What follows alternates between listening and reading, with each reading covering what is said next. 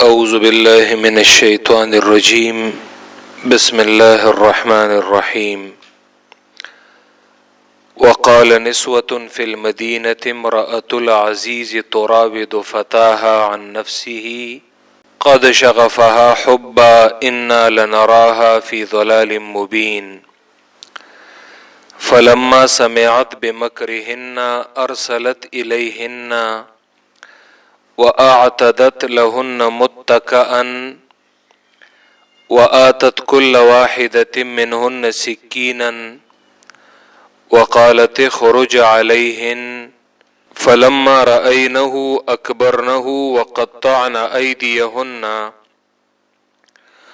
وَقُلْنَ حَاشَ لِلَّهِ مَا هَذَا بَشَرًا إِنْ هَذَا إِلَّا مَلَكٌ كَرِيمٌ قالت فذلكن الذي لمتنني فيه ولقد راودته عن نفسه فاستعصم ولئن لم يفعل ما آمره ليسجنن وليكون من الصاغرين قال رب السجن أحب إلي مما يدعونني إليه وَإِلَّا تَصْرِفْ عَنِّي كَيْدَهُنَّ أَصْبُ إِلَيْهِنَّ وَأَكُن مِّنَ الْجَاهِلِينَ فَاسْتَجَابَ لَهُ رَبُّهُ فَصَرَفَ عَنْهُ كَيْدَهُنَّ إِنَّهُ هُوَ السَّمِيعُ الْعَلِيمُ ثُمَّ بَدَا لَهُم مِّن بَعْدِ مَا رَأَوُا الْآيَاتِ لَيَسْجُنُنَّهُ حَتَّىٰ حِينٍ۔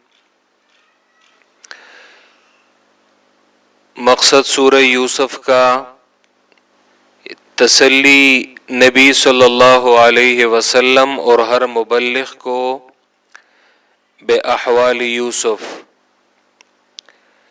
رسول اللہ صلی اللہ علیہ وسلم کو تسلی دی جا رہی ہے یوسف علیہ السلام کے احوال کے ساتھ، اور اس میں مبلغ کو بھی یہ تسلی ہے کہ تمہارے دشمن تمہیں نیچا دکھانے کی کوشش کریں گے، وہ تمہیں گرانے کی کوشش کریں گے، لیکن جس طرح حضرت یوسف کو بظاہر انہیں تکالیف پہنچائی گئیں، انہیں راستے سے ہٹانے کی کوشش کی گئی، لیکن بالآخر وہی ہوا جو اللہ چاہتے تھے، اور حضرت یوسف کو اللہ نے ایک مقام دیا۔ رسول اللہ صلی اللہ علیہ وسلم کی زندگی کے ساتھ حضرت یوسف کی زندگی کی جو مشابہت ہے تو وہ کئی اعتبار سے بار بار ہم نے گزشتہ دروس میں وہ بیان کیے۔ یہ واقعہ یہ مرحلہ وار ذکر کیا جاتا ہے۔ یہ پہلا مرحلہ جس میں حضرت یوسف نے خواب دیکھا ہے، والد نے کہا کہ اسے اپنے بھائیوں کے سامنے بیان نہ کرو۔ حدیث میں بھی ہم نے حدیث کے حوالے سے یہی کہا تھا کہ خواب کو بیان کرنا ہے تو ہمیشہ عقل مند کے سامنے، عالم کے سامنے، خیرخواہ کے سامنے۔ والد نے اس سے کہا کہ اپنے بھائیوں کے سامنے یہ خواب بیان نہ کرو، یعنی مطلب یہ کہ وہ تم سے حسد کرنے لگیں گے، تو ہمیشہ اگر خواب بیان کرنا بھی ہے تو خیرخواہ کے سامنے بیان کیا جائے۔ جی ایک تو ہر قسم کے خواب یہ نہ کہے جائیں، کیونکہ ہم نے خوابوں کی تین اقسام ہم نے ذکر کی تھیں۔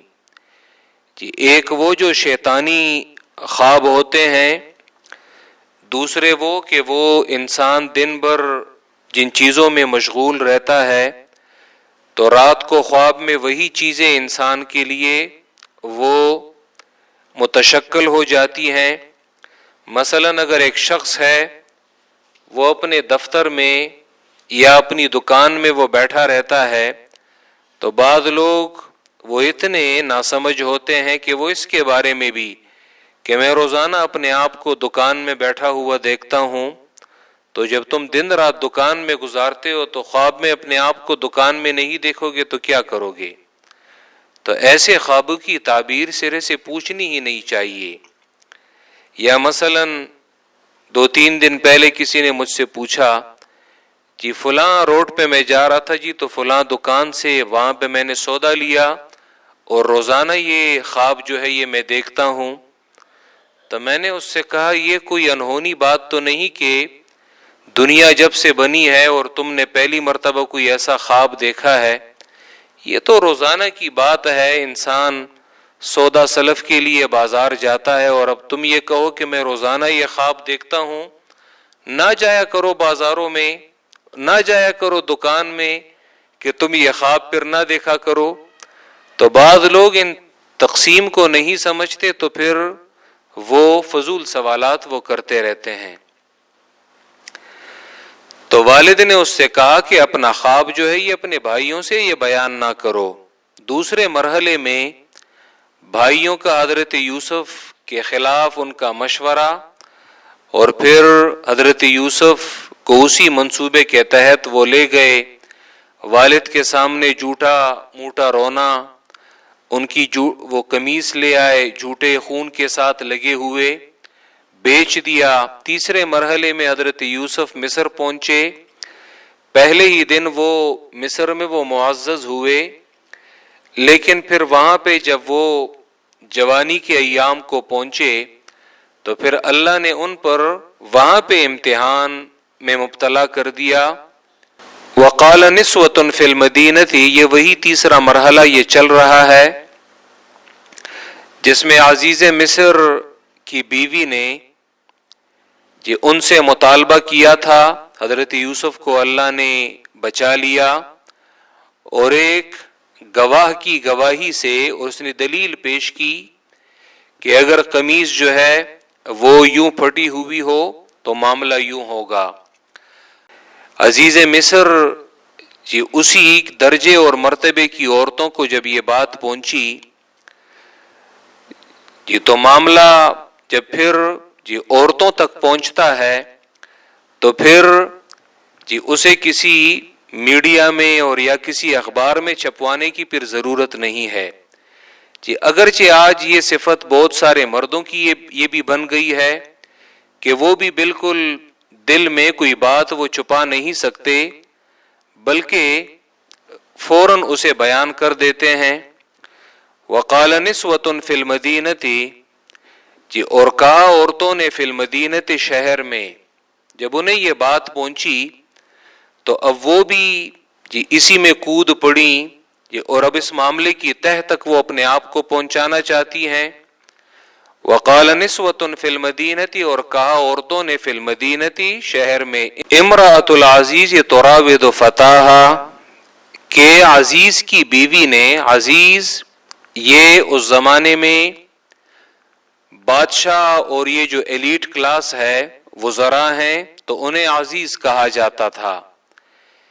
عزیز کی بیوی نے، وزیر کی بیوی نے، تراود فتاہا، مطالبہ کیا ہے، فتاہا اپنے غلام سے، عن نفسہ، اس کے نفس کے بارے میں، اور قرآن کے اس ایک ایک لفظ میں یعنی وہ جو ان کی نیت ہے تو وہ ظاہر کرتا ہے کہ امرأۃ العزیز، عزیز کی بیوی، وزیر کی بیوی، یعنی اتنے بڑے مقام اور اتنے بڑے مرتبے والی، اور اس نے بھی مطالبہ کیا ہے اپنے غلام سے، اپنے غلام سے، یعنی اپنی حیثیت کو نہیں دیکھی اور اپنے غلام سے مطالبہ کیا ہے۔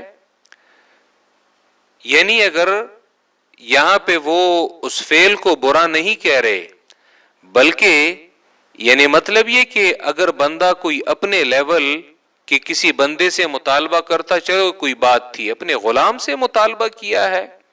امرأۃ العزیز تراود فتاہا عن نفسہ، عزیز کی بیوی نے، وزیر کی بیوی نے مطالبہ کیا ہے فتاہا اپنے غلام سے، عن نفسہ، اس کے نفس کے بارے میں۔ یہ قد شغفہا حبا، یہ تحقیق چیرا ہے اس کے دل کو، پہنچا ہے اس کے دل کو محبت یوسف کی۔ مفسرین معنی کرتے ہیں کہ اصاب حبہ شغاف قلبہا، شغاف اصل میں دل کے گرد ایک پتلا سا پردہ یہ ہوتا ہے، اور دل اسی پردے کے اندر وہ پڑا ہوا ہوتا ہے۔ شغاف اصل میں غلاف القلب کو کہتے ہیں، دل کا پردہ، یعنی مطلب یہ کہ یوسف کی یہ محبت کہ اس نے دل کے پردے کو چیرا ہے، دل کے پردے کو چاک کر کے دل تک یہ محبت جو ہے یہ پہنچ چکی ہے، یعنی مطلب یہ کہ اس کے دل میں یوسف کی محبت گھر کیا ہے اس نے، اور اس نے وہاں پہ جگہ پکڑ لی ہے، یعنی بالکل اس کے اندر وہ داخل ہو چکی ہے، یعنی مطلب یہ کہ اس پر فریفتہ ہو چکی ہے، اور یعنی اس کی محبت اور عشق میں وہ واقع ہو چکی ہے۔ مقصد یہ ہے یہ قد شغفا حبا، یہ تحقیق پہنچ چکی ہے اس کے دل کو محبت یوسف علیہ السلام کی۔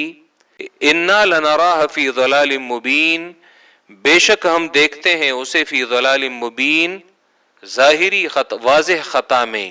یہ تو بڑی خطا کار ہے، یہ تو واضح خطا کار ہے کہ اپنے غلام سے اس نے یہ مطالبہ کیا ہے، اور پھر اس کے عشق میں ایسا واقع ہونا کہ یعنی یہ تو بالکل مناسب نہیں۔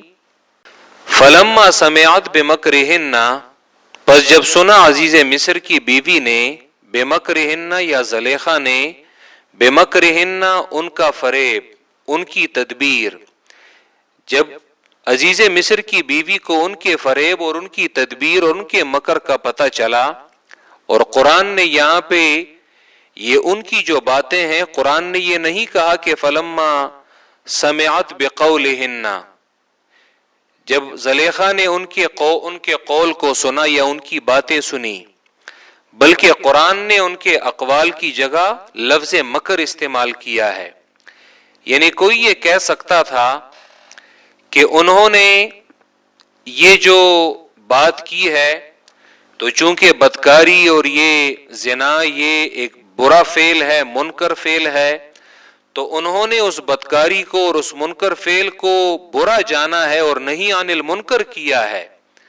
نہیں، بلکہ یہ انہوں نے کوئی نہیں عن المنکر نہیں کیا تھا کہ وہ اس کی تردید کر رہے تھے، بلکہ قرآن نے ان کی یہ باتیں اس سے تعبیر کیا ہے ان کے مکر سے، یعنی مطلب یہ کہ وہ بھی اس بات میں دلچسپی لے رہی تھی کہ یعنی عزیز مصر جب اس نے اپنے مقام اور اپنے مرتبے کو نہیں دیکھا اور اپنے غلام سے مطالبہ کیا ہے، تو یہ غلام یہ تو دیکھنے کے قابل ہے، تو قرآن مجید نے ان کی باتوں سے یہاں پہ ان کی یعنی اس میں بھی ان کی ایک چال تھی کہ وہ یعنی اب اس کو دیکھنے کا کوئی موقع ہونا چاہیے۔ فلما سمعت بمکرہن، پس جب اس نے سنا بمکرہن ان کی تدبیر اور ان کے فریب کو، تو ارسلت الیہن، تو بھیجا ان کی طرف دعوت دینے والا یا بھیجا ان کی طرف دعوت نامہ، تو زلیخا نے ان کی طرف دعوت نامہ بھیجا۔ وَأَعْتَدَتْ لَهُنَّ مُتَّكَأً، اور تیار کیا ان کے لیے متکئن کئی معنی مفسرین کرتے ہیں کہ ایک معنی متکئن ظرف کا صیغہ ہے، وہ جگہ جہاں پہ تکیے جو ہے وہ رکھے جائیں اور تکیہ لگانے کی جگہ۔ وَأَعْتَدَتْ لَهُنَّ مُتَّكَأً، اور تیار کیا ان کے لیے ٹیک لگانے کی جگہ، یعنی جہاں پہ بندہ مہمانوں کے لیے تکیہ وغیرہ وہ رکھ دیتا ہے، گدیاں وغیرہ وہ رکھ دیتا ہے ان کے بیٹھنے کے لیے۔ وَأَعْتَدَتْ لَهُنَّ مُتَّكَأً، اور تیار کیا ان کے لیے متکئن ٹیک لگانے کی جگہ، تکیہ لگانے کی جگہ۔ یا متکئن، اس میں بعض قراءات میں تخفیف کے ساتھ بھی آتا ہے، بلکہ حمزہ کی تخفیف کے ساتھ بھی آتا ہے کہ متکن آتا ہے، اسی طرح اس میں متکئن بھی ہے، یعنی تا کی تخفیف کے ساتھ، تو یہ مختلف معانی پر دلالت کرتا ہے۔ دوسرا معنی وَأَعْتَدَتْ لَهُنَّ مُتَّكَأً، یہ اور تیار کیا ان کے لیے متکئن خوراک. طعام کو کہتے ہیں، بلکہ ابن جوزی انہوں نے لکھا ہے کہ متکئن ہر اس خوراک کو کہا جاتا ہے کہ جو چھری سے وہ کاٹا جائے. کل طعام یحظ بالسکاکین، ہر وہ طعام کے جو چھریوں کے ساتھ وہ کاٹا جائے، یعنی ایسے خوراک کا ان کے لیے اہتمام کیا تھا کہ جو چھریوں سے وہ کاٹا جاتا ہے. وَأَعْتَدَتْ لَهُنَّ مُتَّكَأً، تو دو معنی ہم نے کیے آسان. اور تیار کی ان کے لیے تکیہ لگانے کی جگہ، ٹیک لگانے کی جگہ، اور تیار کیا ان کے لیے خوراک. وَآتَتْ كُلَّ وَاحِدَةٍ مِّنْهُنَّ سِكِّينًا، اور دی ہر ایک کو ان میں سے سکینن، چاقو، چھری، انہیں چاقو اور چھری وہ دی. خوراک بھی دی، خوراک بھی ان کے سامنے رکھا. بلکہ ایک معنی متکئن میں یہ بھی مفسرین کہتے ہیں کہ اترنج یعنی ایسا پھل جو ہے وہ انہیں دیا، بالکل یہ مالٹے کی طرح یا اسی نارنج کے برابر. اس زمانے میں جو بھی پھل جو ہے وہ کھایا جاتا تھا تو یہ انہیں دیا، اور ساتھ میں انہیں چھریاں وہ بھی دیں. وَآتَتْ كُلَّ وَاحِدَةٍ مِّنْهُنَّ سِكِّينًا، اور دی ہر ایک کو ان میں سے سکینن، چھری.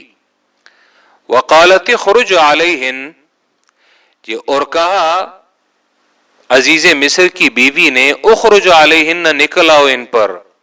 یعنی اسے پہلے سے یہ کہا تھا کہ تم نے جب میرے آرڈر کا انتظار کرنا ہے اور میرے حکم کا، جب میں کہوں تو اسی وقت تم نے یہاں پہ ظاہر ہو جانا ہے. حضرت یوسف چونکہ غلام تھے، وہ تو ان کے حکم کے پابند تھے. وقالت، اور کہا اس نے، اخرج علیہن، نکل آؤ ان پر. فلما رأینہ، پس جب دیکھا انہوں نے حضرت یوسف کو، اکبرنہ، تو بڑا جانا اسے. وقطعن ایدیہن، اور کاٹ دی انہوں نے اپنی انگلیاں. اور قرآن نے یہاں پہ زیادہ، حالانکہ یہاں پہ کاٹنے سے مراد زخمی کرنا ہے، لیکن قرآن مجید نے زیادہ مبالغے کے لیے قطع الید استعمال کیا ہے. وقطعن ایدیہن، اور کاٹ دیے انہوں نے اپنے ہاتھ. حالانکہ انہوں نے پورا ہاتھ تو نہیں کاٹا، اپنے آپ سے انہوں نے کوئی گوشت وغیرہ وہ الگ تو نہیں کیا، لیکن زیادہ مبالغے کے لیے کہ وہ اتنی محو ہو گئیں کہ انہیں بالکل یہ احساس ہی نہیں ہوا کہ ہم اپنی انگلیوں کو اور اپنے ہاتھوں کو ہم زخمی کر رہے ہیں. فلما رأینہ، پس جب دیکھا انہوں نے اسے، اکبرنہ، تو بڑا جانا اسے. وقطعن ایدیہن، اور کاٹ دی انہوں نے اپنی انگلیاں، اپنے ہاتھوں کو کاٹ دیا، زخمی کیا انہوں نے اپنی انگلیوں کو. وقلنا، اور کہا، حاش للہ، یہ پاکی ہے اللہ کے لیے. یعنی مطلب یہ حاش للہ ہے، سبحان اللہ، پاکی ہے اللہ کے لیے.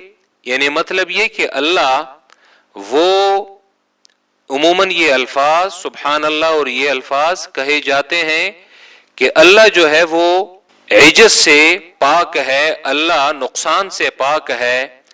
اور یہاں پہ ایسے کلمات یہ تعجب کے وقت جو ہے وہ کہے جاتے ہیں، سبحان اللہ.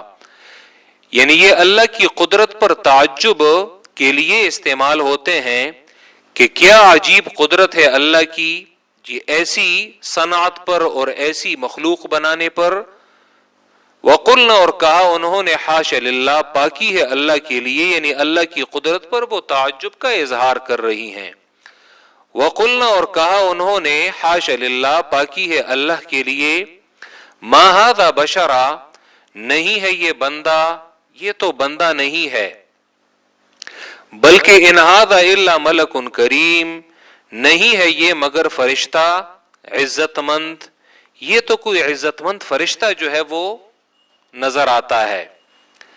تو کیا انسانوں نے فرشتے کو دیکھا ہے کہ جو یہاں پہ وہ حضرت یوسف کی تشبیہ ملک کریم کے ساتھ دے رہی ہیں؟ دراصل فرشتے یہ انسانوں میں خوبصورتی اور حسن کے ساتھ مشہور ہیں. تو اسی لیے وہ چیز کہ جو لوگوں میں تواتر کے ساتھ آ رہی ہے، جو چیز لوگوں کے درمیان مشہور ہے تو اسی وجہ سے وہ تشبیہ دے رہے ہیں. ما ھذا بشرا، نہیں ہے یہ بندہ خطا کار، یعنی اس کی بشریت کا انکار نہیں کر رہے. ما ھذا بشرا، نہیں ہے یہ بندہ خطا کار، یہ تو کوئی خطا کار بندہ نہیں ہے. اور یا یعنی ایسی صورت والا انسان جی اس سے خطا ہونے کا امکان ہی نہیں. جی ان ھذا الا ملک کریم، نہیں ہے مگر یہ ملک فرشتہ کریم عزت مند. جی انسان جب جوانی میں بدکاریوں سے اور بے حیائیوں سے انسان اجتناب کرے تو وہ جو خوبصورتی ہے، وہ جو حسن ہے، تو وہ اس کے چہرے سے جھلکتی ہے. پھر جب انسان وہ دیندار ہو، متقی ہو، پرہیزگار ہو تو وہ اور بھی وہ حسن وہ بڑھ جاتا ہے. اور پھر جب انسان اس کے ساتھ وہ نور نبوت وہ بھی شامل ہو جائے تو یہ تو نور علی نور علی نور ہے. ان ھذا الا ملک کریم، نہیں ہے مگر یہ فرشتہ عزت مند، یہ تو عزت والا فرشتہ ہے. صحیح مسلم کی روایت میں آتا ہے، انس بن مالک رضی اللہ تعالیٰ عنہ کی وہ معراج کی وہ جو طویل روایت ہے وہ بیان کرتے ہیں کہ اللہ کے پیغمبر صلی اللہ علیہ وسلم وہ جب تیسرے آسمان وہ پہنچے تو جبریل بھی ساتھ تھے. تو انہوں نے جب وہاں پہ اجازت طلب کی تو کہا من انتا، تو اس نے کہا جبریل. ومن معک، قال محمد صلی اللہ علیہ وسلم. اور اسی میں رسول اللہ فرماتے ہیں جب آسمان کا دروازہ وہ کھولا گیا فَإِذَا أَنَا بِيُوسُفَ صلی اللہ علیہ وسلم، تو میرے سامنے یوسف جو ہے وہ کھڑے تھے. اور اِذَا هُوَ قَدْ أُعْطِيَ شَطْرَ الْحُسْنِ، اور انہیں حسن کا ایک وافر حصہ جو ہے، ایک آدھا حصہ جو ہے وہ دیا گیا ہے. تو اس نے مجھے مرحبا کہا اور میرے لیے خیر کی دعا کی. تو حضرت یوسف علیہ السلام انہیں حسن کا ایک بڑا حصہ جو ہے وہ دیا گیا تھا. ما ھذا بشرا، نہیں ہے یہ بندہ خطا کار. ان ھذا الا ملک کریم، نہیں ہے مگر یہ فرشتہ عزت والا، عزت مند. قالت، تو کہا اس عورت نے، عزیز مصر کی بیوی نے، فذالکن الذی لمتننی فیہ، بس یہ وہ شخص ہے لمتننی فیہ کہ تم لوگ ملامت کر رہے تھے مجھے، فیہ اس کے بارے میں. ہمارے استاد محترم وہ یہاں پہ اس جملے کو جب وہ پڑھتے ہیں درس میں تو وہ کہتے ہیں کہ دراصل یہ جی ان کا وہ یعنی وہ شہوت کی باتیں ہیں اور یہ ان کا یہ بازاری کلام ہے کہ جو وہ آپس میں کر رہے تھے اور قرآن نے اسی کو نقل کیا ہے. فذالکن الذی لمتننی فیہ، یعنی اس میں گویا کہ وہ انہیں یہ بتانا چاہتی ہے کہ یہ تم لوگوں کا وہ یعنی وہ آدمی ہے کہ جو تم لوگ مجھے ملامت کر رہے تھے.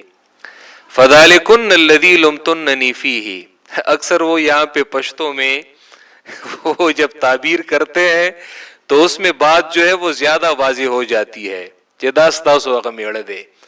فذالکن الذی لمتننی فیہ، بس یہ وہ شخص ہے لمتننی فیہ کہ تم لوگ مجھے ملامت کر رہے تھے، فیہ اس کے بارے میں.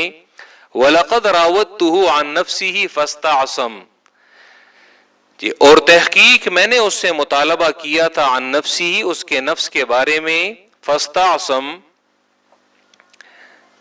جی تو وہ اکثر جب یہ جملہ استعمال کر لیتے ہیں تو پھر وہ یہ بھی کہتے ہیں کہ میری پوری عمر جو ہے وہ اس کے ساتھ اس محل میں یہ گزر رہی ہے، تو اب تم لوگوں نے صرف ایک مرتبہ دیکھا ہے اور تم لوگوں کے صبر کا اور تم لوگوں کا یہ حال ہے، اور میرے ساتھ برسوں جو ہے وہ یہاں پہ رہ رہا ہے. تو فذالکن الذی لمتننی فیہ وَلَقَدْ رَاوَدتُّهُ عَن نَفْسِهِ، اور تحقیق میں نے مطالبہ کیا تھا اس سے اس کے نفس کے بارے میں. فاستعصم، تو اس نے اپنے آپ کو بچا لیا. فاستعصم، اور فا تعقیب مع الوصل کے لیے آتا، یعنی جس لمحے میں نے اس سے مطالبہ کیا تو اس نے سوچا نہیں، بلکہ اسی لمحے اس نے اپنے آپ کو بچایا ہے۔ لیکن جس طرح میں نے گزشتہ درس میں یہ کہا کہ عزیز مصر اس کی غیرت کا تو یہ حال ہے کہ اس نے وہاں پہ کوئی تادیبی کاروائی اس نے نہیں کی، نہ تو اس نے اپنی بیوی کو وہ ڈانٹ ڈپٹ دی ہے، نہ اس سے علیحدہ ہوا، نہ اسے کوئی طلاق دی ہے، بلکہ مزید برآں الٹا حضرت یوسف کو یعنی اسی گھر میں اس نے رکھا اور یعنی آپس میں اس نے جدا نہیں کیا۔ تو اب بھی وہ اپنی اسی ارادے پر قائم ہے اور آگے اسی ارادے کا وہ اظہار کر رہی ہے۔ وَلَئِن لَّمْ يَفْعَلْ مَا آمُرُهُ، اور اس سے یہ بات بھی واضح ہوتی ہے کہ اگر کسی شخص کو کہ اس کے جرم پر وہ جو سزا ہے وہ نہ دی جائے تو آئندہ یہ نہیں کہ وہ اپنی اصلاح کرے گا، بلکہ آئندہ وہ اس جرم میں اور بھی مزید وہ آگے بڑھے گا۔ جس طرح وَلَئِن لَّمْ يَفْعَلْ مَا آمُرُهُ، اور اگر اس نے نہیں کیا وہ آمُرُهُ کہ جو میں اسے حکم دیتی ہوں، لَيُسْجَنَنَّ، تو ضرور بضرور اسے قید کیا جائے گا، قید میں ڈال دیا جائے گا۔ وَلَيَكُونَ مِنَ الصَّاغِرِينَ، اور ضرور بضرور وہ ہو جائے گا ذلیلوں میں سے، یعنی وہ ذلیل ہو جائے گا، اسے قید میں ڈال دیا جائے گا۔ وَلَيَكُونَ مِنَ الصَّاغِرِينَ، اور ضرور بضرور وہ ذلیلوں میں سے وہ ہو جائے گا۔ یعنی حضرت یوسف کو باقاعدہ وہ ڈرا بھی رہی ہے، اس پر روب بھی ڈال رہی ہے اور اسے دمکا رہی ہے۔ لَيُسْجَنَنَّ، اس میں لام تاکید نون تاکید ثقیلہ، اور لیکونن اصل میں اس میں لام تاکید اور نون تاکید خفیفہ ہے، اصل میں لیکونن ہے، لیکونن ہے۔ تو جس طرح مثلا صرف میں ہم نون تاکید ثقیلہ اور نون تاکید خفیفہ یہ دونوں پڑھتے ہیں، تو لیسجنن یہ نون تاکید ثقیلہ کی مثال ہے، اور لیکونن تو یہ نون تاکید خفیفہ کی مثال ہے۔ لیسجنن تو ضرور بضرور اسے قید کیا جائے گا، ولیکون من الصاغرین، اور ضرور بضرور وہ ذلیلوں میں سے ہو جائے گا۔ حضرت یوسف کو پتا چلا کہ اب یہ لوگ یہ تو مجھے چھوڑ نہیں رہے اور یہ مجھے بدستور مجبور کر رہی ہے۔ قالا، تو کہا یوسف نے، رب، اے میرے رب، اے میرے رب، السجن احب الی مما یدعوننی الیہ، جیل جو ہے یہ مجھے زیادہ پسند ہے، جیل مجھے محبوب ہے، الیہ مجھے، مما کہ اس چیز سے، یدعوننی الیہ، اور یہاں پہ یدعوننی وہ جو جمع مؤنث کا صیغہ ہے، یعنی جمع لایا گیا یہاں پہ یہ لفظ، وہاں اب یہاں پہ تدعوننی نہیں کہا جا رہا کہ یہ جو مجھے دعوت دے رہی ہے، بلکہ یدعوننی یہ عورتیں جو مجھے دعوت دے رہی ہیں۔ جیل جو ہے یہ مجھے زیادہ پسند ہے اس سے کہ یہ عورتیں جو مجھے الیہ اس چیز کی طرف دعوت دے رہی ہیں۔ مفسرین نے یہاں پہ دو احتمالات ذکر کیے ہیں۔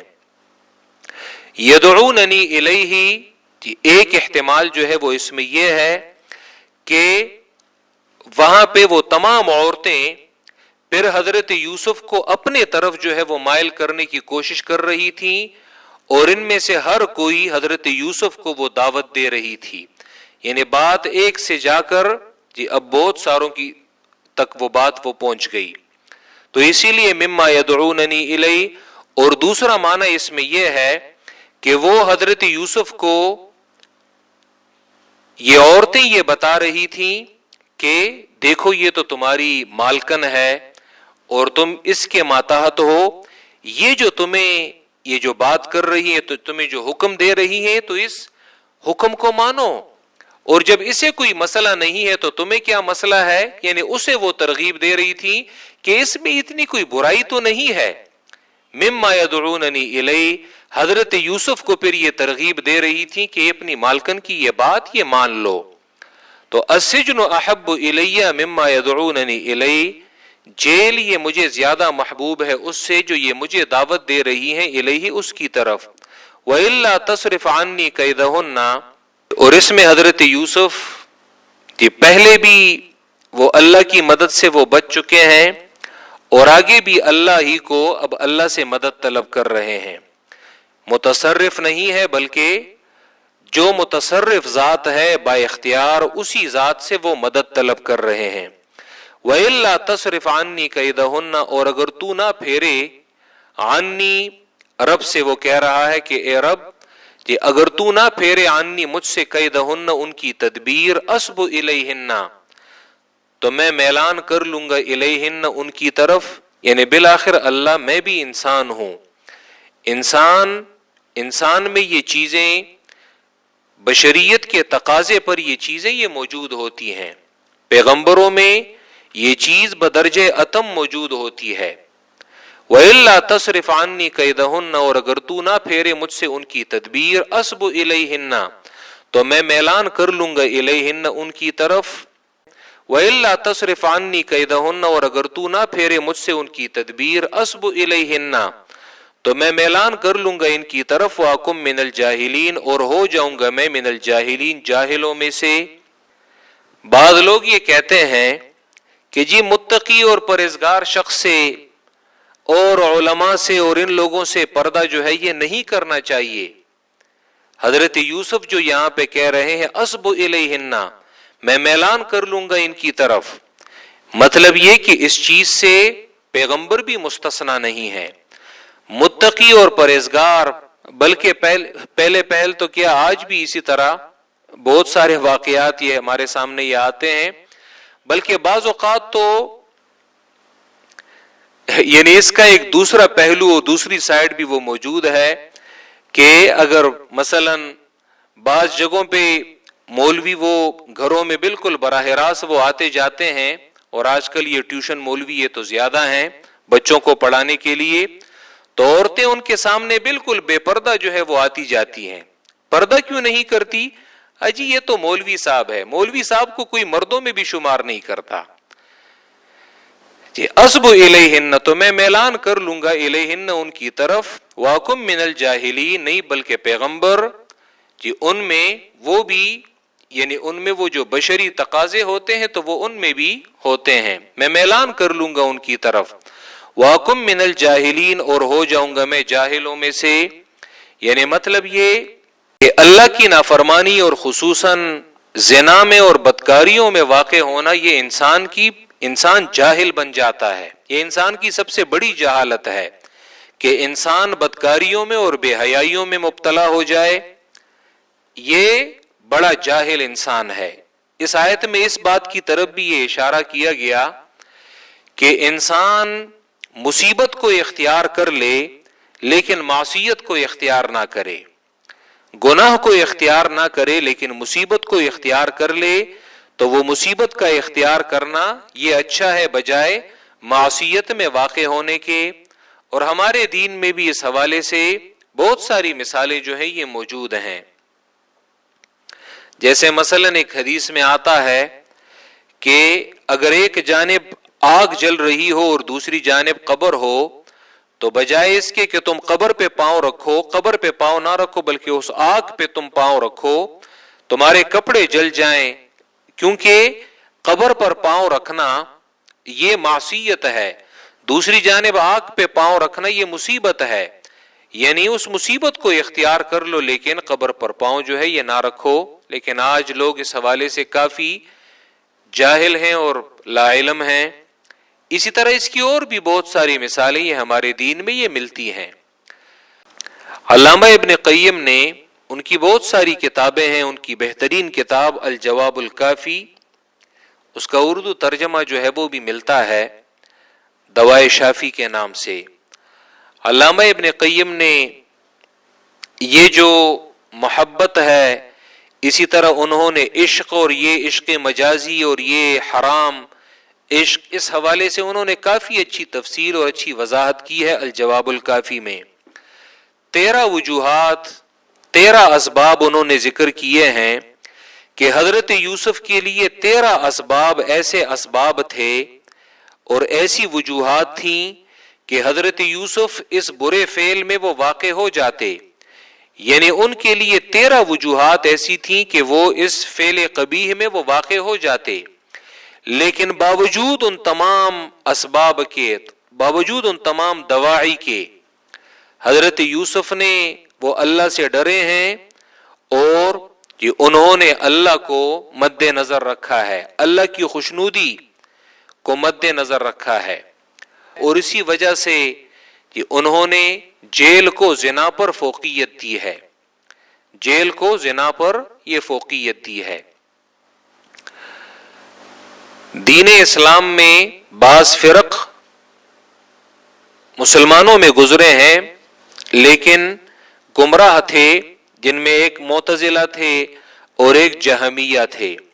معتزلہ اور جہمیہ دونوں کے عقائد میں اور نظریات میں کہ ایک عقیدہ اور ایک نظریہ وہ یہ بھی ہے کہ انسان بس اپنے نفس کا مالک ہے مکمل طور پہ، یعنی اسے کہ اپنے رب سے دعا مانگنے کی کوئی ضرورت نہیں کہ وہ اسے گناہ سے بچائے، لیکن قرآن نے یہاں پہ ان کی تردید کی ہے۔ حضرت یوسف اللہ کے پیغمبر ہیں اور انبیاء علیہ السلام کو اللہ نے کافی قوت اور طاقت گناہ سے بچنے کی وہ دی ہوتی ہے، لیکن باوجود اس کے وہ اس موقع پہ اور اس محل میں وہ اللہ سے مدد طلب کر رہے ہیں کہ اے میرے رب، جیل جو ہے یہ مجھے زیادہ محبوب اور پسند ہے ان کی اس دعوت سے، اور اگر تو مجھے ان کی تدبیر سے نہ پھیرے تو میں کہیں اس میں واقع نہ ہو جاؤں۔ فاستجاب لہ ربہ، اور یہ فا تعقیب مع الوصل کے لیے آتا ہے کہ حضرت یوسف کا یہاں پہ اللہ سے یہ سوال کرنا اور اللہ کی فوراً اس کی دعا وہ قبول کرنا۔ فاستجاب لہ ربہ، پس قبول کی اس کے لیے، پس قبول کی اس کی دعا اس کے رب نے۔ فصرف عنہ کیدہن، تو پھیر دی حضرت یوسف سے ان عورتوں کی تدبیر، کیونکہ انہ هو السمیع العلیم، بے شک یہ اللہ یہ سننے والا اور العلیم یہ جاننے والا ہے۔ ثم بدا لهم من بعد ما رأوا الآیات، اور پھر ظاہر ہوا ان لوگوں کو من بعد اس کے بعد، من بعد ما رأوا الآیات، بعد اس کے کہ جب انہوں نے دیکھ لی الآیات نشانیاں، نشانیاں زلیخا کی بے صبری کے، پھر جب ظاہر ہوا ان لوگوں کو، یعنی یہ جو عزیز مصر ان لوگوں کو یہ ظاہر ہوا، من بعد اس کے بعد جب انہوں نے دیکھ لی الآیات نشانیاں زلیخا کی بے صبری کے کہ وہ کسی طور پہ بھی اپنے اس ارادے سے باز آنے والی نہیں، تو پھر انہیں ظاہر ہوا کہ حضرت یوسف کو جیل میں اب عافیت اسی میں ہے کہ انہیں جیل میں وہ ڈال دیا جائے۔ لَيَسْجُنُنَّهُ، کہ ضرور بضرور وہ اسے جیل میں ڈال دیں گے، حتی حین، ایک وقت مقررہ تک، ایک مدت تک وہ اسے جیل میں ڈال دیں گے، کیونکہ جب انہیں اس کی بے صبری کی وہ نشانیاں وہ دکھائی دی تو پھر انہوں نے اسی میں عافیت اور بہتری جانی کہ اسے جیل میں ایک وقت تک وہ ڈال دیا جائے۔ یہاں پہ یہ تیسرا مرحلہ یہ ختم ہوا۔ وقال نسوة فی المدینہ، اور کہا عورتوں نے شہر میں کہ امرأۃ العزیز، عزیز مصر کی بیوی نے مطالبہ کیا ہے اپنے غلام سے عن نفسی، اس کے نفس کے بارے میں، قد شغفا حبا، تحقیق چیرا ہے اس کے دل کو اس کی محبت نے، یا پہنچی ہے اس کی محبت اس کے دل کو۔ انا لنراہ فی ضلال مبین، بے شک ہم دیکھتے ہیں اسے واضح خطا میں۔ فلما سمعت بمکرہن، پس جب اس نے سنا ان کے فریب کو اور ان کے مکر کو، تو بھیجا ان کے پاس دعوت نامہ یا قاصد بھیجا، اور تیار کیا ان کے لیے، اور تیار کی ان کے لیے خوراک، یا تیار کی ان کے لیے ٹیک لگانے کی جگہ، تکیہ لگانے کی جگہ، اور دی ہر ایک کو ان میں سے سکینن چھری، اور کہا اخرج علیہن، نکلاؤ ان پر۔ فلما رأینہ، پس جب دیکھا انہوں نے حضرت یوسف کو، اکبرنہ، تو بڑا جانا اسے، وقطعن ایدیہن، اور انہوں نے کاٹ دی ایدیہن اپنے ہاتھوں کو، وقلنا، اور کہا انہوں نے حاشا للہ، پاکی ہے اللہ کے لیے، ما ھذا بشرا، نہیں ہے یہ بندہ خطا کار، ان ھذا الا ملک کریم، نہیں ہے یہ مگر فرشتہ عزت مند۔ جس طرح فرشتہ یہ حسن میں اور خوبصورتی میں یہ مشہور ہے، تو اسی طرح شیطان یہ بدصورتی میں مشہور ہے. جیسے بعد میں ایک جگہ پہ آ جائے گا کہ شیطان کی تشبیہ جو ہے وہ دی گئی ہے بدصورتی میں، کأنہا رؤوس الشیاطین. تو شیطان کو بدصورتی میں بطور تشبیہ وہ کلام میں ذکر کیا جاتا ہے. تو کہا اس نے فذالکن الذی لمتننی فیہ، بس یہ وہ شخص ہے کہ تم مجھے ملامت کرتے تھے فیہ اس کے بارے میں، اور تحقیق میں نے مطالبہ کیا تھا اس سے اس کے نفس کا، تو اس نے اپنا آپ بچایا تھا. وَلَئِن لَّمْ يَفْعَلْ، اور اگر نہ کیا اس نے ما وہ کام آمرہ جو میں اسے حکم دیتی ہوں، تو لَيُسْجَنَنَّ، تو ضرور وہ جیل میں ڈال دیا جائے گا اور ضرور وہ ذلیلوں میں سے ہو جائے گا. تو کہا یوسف علیہ السلام نے میرے رب جیل یہ زیادہ محبوب ہے مجھے مما اس سے کہ جو یہ عورتیں دعوت دیتی ہیں مجھے الیہ اس کی طرف، اور اگر تو نہ پھیرے مجھ سے ان کی تدبیر تو میں میلان کر لوں گا ان کی طرف اور میں ہو جاؤں گا جاہلوں میں سے. فاستجاب لہ ربہ، تو قبول کی اس کی دعا اس کے لیے اس کے رب نے، تو پھیر دیا اللہ نے ان سے ان کی تدبیر کو.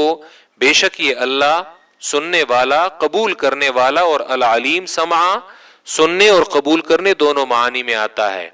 سننے والا قبول کرنے والا، العلیم جاننے والا ہے. ثم بدا لہم، اور پھر ظاہر ہوا لہم ان لوگوں کو یعنی عزیز مصر والوں کو، من بعد ما رأوا الآیات، بعد اس کے جب انہوں نے دیکھ لی الآیات نشانیاں زلیخا کی بے صبری کے، تو پھر انہیں ظاہر ہوا کہ لیسجننہ، ضرور وہ انہیں جیل میں ڈال دیں گے، حتی حین، ایک وقت تک. وآخر دعوانا ان الحمد للہ رب العالمین.